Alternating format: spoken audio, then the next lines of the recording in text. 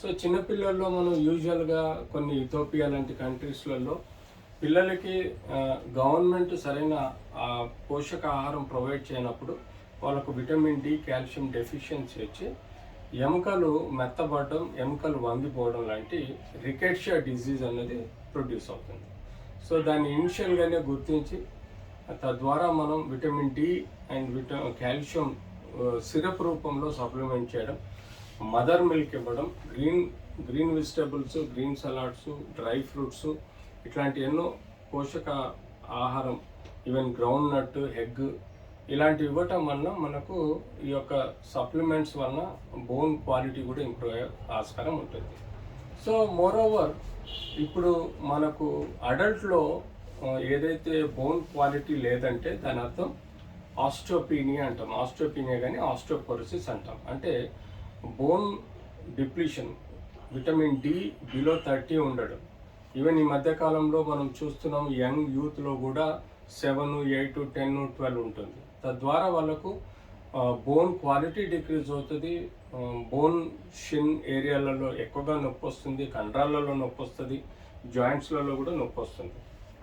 అలాగే కాల్షియం 9 ఉండాలి, ఈ మధ్యకాలంలో 7, 8 చూస్తున్నాం. తద్వారా కూడా వాళ్ళకు ఎన్నో సమస్యలు వస్తాయి. సో ఇవన్నీ మనం గ్రహించి యాక్చువల్లీ విటమిన్ డి అనేది మనకు ప్రొడ్యూస్ అయ్యేది బాడీలో చర్మం ఎప్పుడైతే సూర్యరశ్మికి ఎక్స్పోజ్ అవుతుందో తద్వారా ఫోటోసింథసిస్ అంటాం. తద్వారా మన స్కిన్లో నుండి కొలోకాల్సిఫెరాల్ అంటే విటమిన్ డి ప్రొడ్యూస్ అవుతుంది. సో మనం తీసుకున్న ఆహారం ద్వారా కూడా విటమిన్ డి అనేది అబ్జర్వ్ అవడానికి కూడా ఈ సూర్యరశ్మి కారణం. కాబట్టి వెస్ట్రన్ కంట్రీస్లో ఎక్కువ మంది ప్రజలు బీచ్ సైడ్ తక్కువ గుడ్డలతోటి పడుకుంటారు. యూజువల్గా అది టెక్నికల్గా మనం సైంటిఫిక్గా ఆలోచిస్తే విటమిన్ డి కోసం వాళ్ళు ఈ వెస్ట్రన్ కంట్రీస్లో తక్కువ గుడ్డలతో పడుకొని ఒక హాఫ్ అన్ అవర్ వరకు సన్ ఎక్స్పోజర్ అవటం వల్ల వాళ్ళకు విటమిన్ డి అబ్జార్ప్షన్ బాగుంటుంది. అంతేకాకుండా కాల్షియం అబ్జార్ప్షన్ కూడా మనం తీసుకున్న ఆహారంలో బాగుంటుంది. సో అందుకనే ఇండియన్ ఆర్ మన ఇటు సౌదీ అరేబియా ఇటు కంట్రీస్లలో ఈ బుర్కాలు వేసుకుంటారు, ఎక్కువ శాతం ఇండోర్లో ఉంటారు, సన్ ఎక్స్పోజర్కి ఎక్కువ ఇంపార్టెన్స్ ఇవ్వరు. తద్వారా వీళ్ళకు ఆస్టియోపోరోసిస్ అనే vitamin D calcium deficiency problems ఎక్కువ మనం చూస్తూ ఉంటాం. సో టెక్నికల్గా మనం సన్ ఎక్స్పోజర్ కూడా కనీసం రోజుకు half an hour morning, early morning చల్లటి ఎండ అంటారు.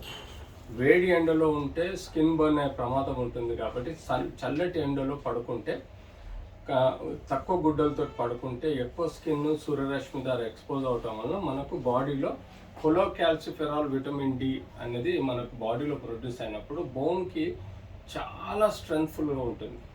దాంతోపాటు తీసుకోవాల్సిన ఆహారంలో కనీసం రోజు green vegetables, green salads, milk products, dry fruits, అంతేకాకుండా balanced protein, fat and carbohydrate diet తీసుకున్నప్పుడు మనకు సఫిషియెంట్గా ఈ బోన్కి హై న్యూట్రిషన్ వచ్చే ఆస్కారం ఉంటుంది. తద్వారా మనకు బోన్ ఫ్రాక్చర్స్ అవ్వడం, అంటే చిన్న దెబ్బకు కూడా మేజర్ ఫ్రాక్చర్స్ అవుతున్నాయి.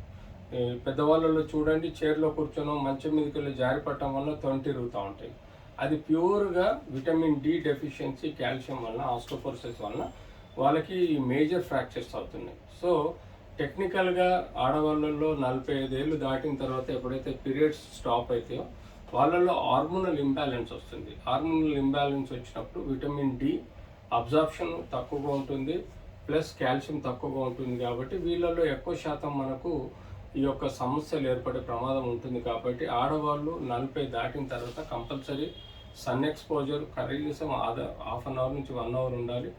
రోజు సఫిషియంట్ విటమిన్ డి3 వారానికి ఒక డోసు 60,000 యూనిట్స్ వేసుకోవాలి. రోజు 500 మిల్లీగ్రామ్స్ ఆఫ్ కాల్షియం తీసుకోవాలి. సన్ ఎక్స్పోజర్ ఉండాలి. దీనికి తోడు కార్బోహైడ్రేట్ తక్కువ తీసుకొని ప్రోటీన్, ఫ్యాట్ సఫిషియెంట్గా తీసుకోవాలి. తద్వారా బ్యాలెన్స్డ్ డైట్ తీసుకోవడం వల్ల మనకు అవుతుంది. సో కాల్షియము, విటమిన్ డి3, మెగ్నీషియం ఎక్కువగా మనము ఈ డ్రై ఫ్రూట్స్లో చూస్తూ ఉంటాము. కాల్షియం ప్రొడక్ట్స్ ఉంటాయి. మనకు విటమిన్ డి3 ఎక్కువగా సన్ ఎక్స్పోజరు మజిల్ టిష్యూలోకి నుంచి కూడా వస్తుంది ఇది ఎక్కువగా. అలాగే పొటాషియం ఫ్రూట్స్లలో ఉంటుంది, బోరాన్ ఫ్రూట్స్లలో ఉంటుంది, విటమిన్ కే కూడా సిట్రస్ ఫ్రూట్స్లలో ఎక్కువగా ఉంటుంది. సో ఇలాంటి న్యూట్రిషన్ మనం ఎప్పుడు యోగట్ అంటే పెరుగు కానీ, లేకపోతే బీన్స్ కానీ, లేకపోతే డ్రై ఫ్రూట్స్ కానీ, బ్రొకోలీ గ్రీన్ వెజిటేబుల్స్ కానీ, లేదా మిల్క్ కానీ, లేదా మిల్క్ బయో ప్రొడక్ట్స్ కానీ, ఇలా ఫిష్ కానీ, ఇలా sufficient all varieties of food తీసుకున్నప్పుడు మనకు బోన్ క్వాలిటీ బాగుంటుంది, అలాగే బోన్లో డిజీజెస్ రాకుండా హెల్తీగా ఉండే ఆస్కారం కూడా ఉంటుంది.